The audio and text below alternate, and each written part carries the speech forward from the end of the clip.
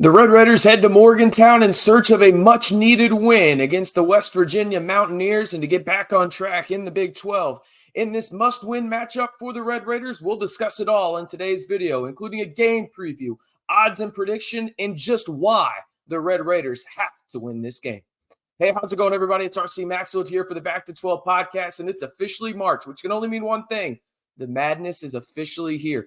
Go get your new favorite Texas Tech shirt and save 15% off with the code BACK212 over on homefieldapparel.com. Listen, I have 3 shirts from them. They are my absolute favorite Texas Tech vintage t-shirts, and I promise you they'll be the same for you. So head on over to homefieldapparel.com, use the promo code BACK212 to save 15% off your new favorite Texas Tech shirt. All right, before we get into setting the scene and talking about why this game is a must-win for the Red Raiders, I want to hear your score prediction for Texas Tech at West Virginia, a place that Texas Tech, historically, not ideal place to play for them. They've won the past 2 years, but historically, outside of that, not very much. But I want to hear from you guys. Let me know on the pinned comment down below your score prediction for Texas Tech at West Virginia. All right, let's set the scene for this one. It'll be at WVU Coliseum. Tip-off is scheduled for 5 p.m. Central Time, 6 p.m.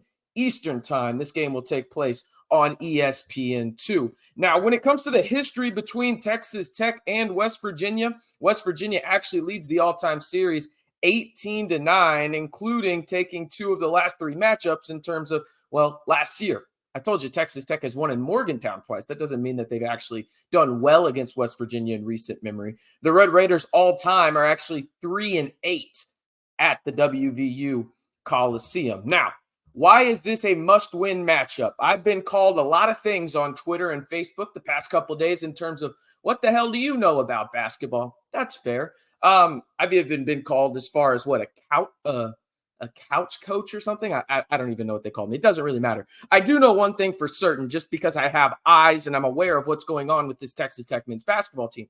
This is a must-win game, period, for the Red Raiders. They have to win this game if they want to lock in a chance to play in the NCAA tournament here in just a couple weeks. Yes, winning in Morgantown is hard enough for the Red Raiders, and just winning in the Big 12 in general is hard. But specifically Morgantown, even in a down year for the Mountaineers, it is a difficult place to win. Ask Kansas, one of the best teams in the country, okay? Texas Tech has to play one of their best games of the season, period, bar none. And if somebody tells you differently, they're lying to you. That's just the simple reality of it. They have to make substantial adjustments, and I get it. Injuries are part of this. I 100% understand that. We'll talk about my must-watch matchup here in just a second for the Red Raiders against the Mountaineers and what I think they should do. Will they do it? I don't know. I'm not the coach. I'm not the one that actually gets to make that decision, but I've seen that this, matchup that I will talk about has worked well for the Red Raiders. That said, Texas Tech, as it currently stands right now, is 42nd in both KenPom and the net rankings. That's not good, okay? Yes, again, I understand injuries are a part of this, and you likely won't see Warren Washington in this matchup, but you have to make adjustments now if you are Texas Tech. And that's not to say that they haven't tried and made some already, but there's one that I think they could make and potentially change the course of what's going on right now in the sense of for stretches of period of time, because let's face it, the bigs that you have on this roster outside of Warren Washington are far from proven. That's not a knock on Robert Jennings, Kyron Lindsey, Ameli Ylahu. It's just a fact. You can tell the sizable changes that this roster has to make and this team has to make when those guys are on the floor, for better or worse. That's just what it is. And now let's just get into my must-watch matchup, because I think people have talked about it with me in my comments over on Twitter. You can follow me at RCMB323, over there. I think they have to go to the small ball lineup. It is the best lineup Texas Tech has right now. They have to. They have to do this. And I'm not saying this is the only way to go, but I think if you are Texas Tech, we have seen what they are this year. They're not a good defensive team. They're just not, right? They're a good offensive team. And I think if you go small, this maximizes your potential offensively. And it allows you to potentially have one more guy off of the bench in Damarian Williams. Now, why am I saying you could play Damarian Williams? I think you should play zone. And I think that that's the way to go in this small ball lineup. I don't care if it's a 3-2, 2-3, 1-3-1, whatever it is. I think that that's the best avenue for Texas Tech in the sense of the cards they are currently dealt, because this team is so drastically different when they don't have the most impactful player on the roster in Warren Washington. So why not put your 5 best players on the floor? Joe, Pop, Chance, Kerwin, and Darion. Do it. Let's see what happens. They did that against Texas. I got pushed back and said that, well, they scored 46 points in the second half. That small ball lineup looked good. The pushback was, well, Texas took their foot off the brake, or the gas, excuse me. Yeah, they did in a way, but this lineup looked good. Okay. You have to try this, I think, if you're Texas Tech, just from the standpoint of, again, sprinkle in some Robert Jennings minutes, sprinkle in Ameli Ylahu minutes. I'm 100% okay with that.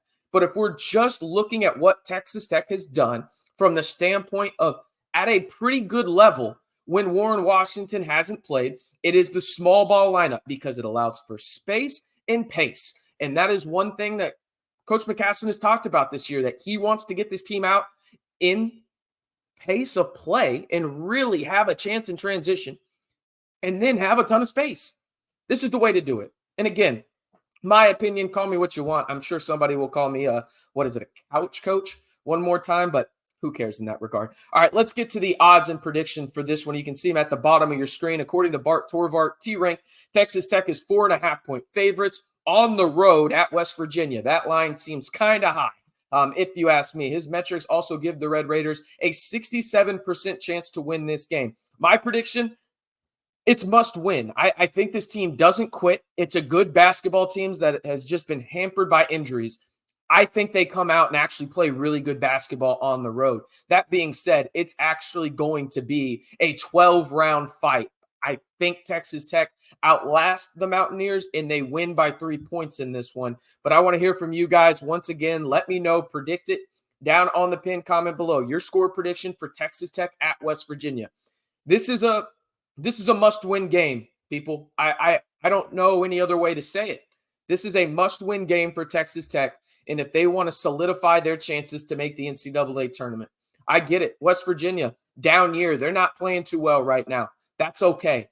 Texas Tech just needs to get to 9 wins in the Big 12 and then that 20 mark overall for the season, and I think they're in. And that's coming from a guy, if you listen to this channel, that said, I think they only needed to get to 8. But remember, the committee remembers what's going on relatively close to the end of the season. And Texas Tech is just not playing good basketball right now. And a lot of that has to do with injuries. I understand, but you have to make tangible adjustments if you're Texas Tech. And I think the way that they do that, from what has worked, and albeit a small sample size, is putting that small ball lineup more on the court and really trying to go out and create some space while also having some pace. That's what I think would work well for the Red Raiders. Tell me if I'm wrong, though. Let me know in the comments. I understand. I'm not the be-all, end-all when it comes to this stuff. I truly understand this is just my opinion on what I think would work best for Texas Tech and give them the best chance to win. And by the way, I know someone's going to say, RC, what about the rebounding? Just throw 4 guys at the glass and have Joe ready to go and go downhill where he's best in transition. That's what I think should happen. But again, tell me if I'm wrong. I do know one thing that I'm right on, though.